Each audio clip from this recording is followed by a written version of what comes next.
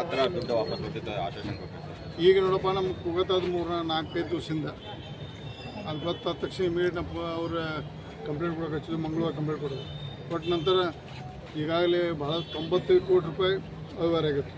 ಯಾಕೆ 21 ಇರ್ತವೆ. ಯಾಕಂದ್ರೆ ಭಾಳಷ್ಟು ಒಂದು ಕ್ವಶನ್ ಮಾರ್ಕ್ ಇತ್ತು. ನಾವು ಒಂದು ಹಂತದಲ್ಲಿ ಮ್ಯಾನೇಜ್ಮೆಂಟ್ದವು ಇದ್ರ ಶಾಮಿಲ್ ಅನಿಸ್ತು. ಆದರೆ ನಾವು ನೋಡಿದಾದರೆ ನಮ್ಮ ಹಂಗೆ ಕಂಡು ಬಂದಿಲ್ಲ. ಅಂದರೆ ಪೊಲೀಸರು ಎನ್ಕ್ವೈರಿ ಮಾಡ್ತಾರೆ. ಇಟ್ಟು ನಮ್ಮ ಪೊಲೀಸಿಗೆ ಅವ್ರ ತಪ್ಪತಿ ಇವ್ರ ತಪ್ಪಂದ್ರೆ ಮೊದಲು ಜನರು ದುಡ್ಡು ವಾಪಸ್ ಕೊಡುವಂಥ ಮೇನ್ ಫಸ್ಟ್ ಕಾರ್ಯಕ್ರಮ. ಅದು ಕಾನೂನು ಪ್ರೊಸೀಜರ್ ಪ್ರಕಾರ 3-6 ತಿಂಗಳು ಬೇಕು. ಇನ್ಶೂರೆನ್ಸು ಅದು ಮಾಡಿ ಮತ್ತು 95ರಾಗ 22 ಕೋಟಿ ತುಂಬಿದ್ದಾರೆ. ಉಳಿದಂಥ ಅಮೌಂಟು ಇನ್ಶೂರೆನ್ಸ್ ಬರ್ತದೆ ಬಂದು ಅದು ಮತ್ತೆ ಅದೇ ಥರ ಮಹಾಲಕ್ಷ್ಮಿ ಬ್ಯಾಂಕ್ ಮೇಲೆ ಗ್ರಾಹಕರ ಮೇಲೆ ಸೊಸೈಟಿ ಮತ್ತು ಮುಂದುವರಿಬೇಕಂತ ಮನವಿ ಮಾಡ್ಕೊಂಡೆ. ಯಾಕೆ ಭಾಳ ಸಹ ಮಂಗಳಕರು ಭಾಳ ಕಷ್ಟಪಟ್ಟು ಬ್ಯಾಂಕ್ಗಳು ಮಾಡಿದ್ದಾರೆ.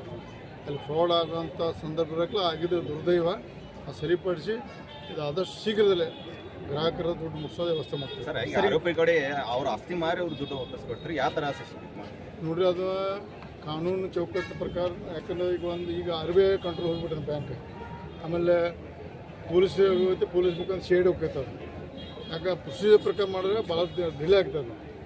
ಅದೆಲ್ಲ ಮಾಡ್ಬೇಕಾರೆ ಎಷ್ಟು ಅದಕ್ಕೆ ನಾವು ಏನೋ ಒಂದು ವಾಯ ಮೀಡಿಯಾಕ್ಕೆ ಹುಡ್ಕೋದು ಕೆಲವೊಂದು ಮಾಧ್ಯಮದ ಹೇಳ್ಬೋದು. ನಾವು ಸರ್ಕಾರ ಪೊಲೀಸರು ಇರ್ಬೋದು, ಸರ್ಕಾರದ ಮಾತಾಡ್ಕೊಂಡು ಆದಷ್ಟು ಬೇಗ.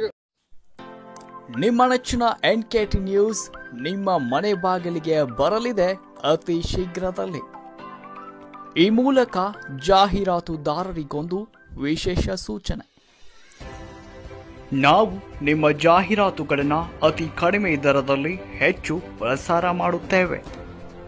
ನೀವು ನಿಮ್ಮ ಜಾಹೀರಾತುಗಳನ್ನು ನಮ್ಮ NKT ನ್ಯೂಸ್ ಡಿಜಿಟಲ್ ವೆಬ್ಸೈಟ್ಗೆ ಹಾಗೂ ನಮ್ಮ ನ್ಯೂಸ್ ಚಾನೆಲ್ಗೂ ನೀಡಬಹುದು. ಹಾಗಾದರೆ ಇನ್ನೇಕೆ ತಡ? ಈಗಲೇ ನಿಮ್ಮ ಜಾಹೀರಾತುಗಳನ್ನು ನಮಗೆ ನೀಡಲು ಈಗಲೇ ಸಂಪರ್ಕಿಸಿ ಈ ಸ್ಕ್ರೀನ್ ಮೇಲೆ ಬರ್ತಿರ್ತಕ್ಕಂಥ ಫೋನ್ ನಂಬರ್ಗೆ.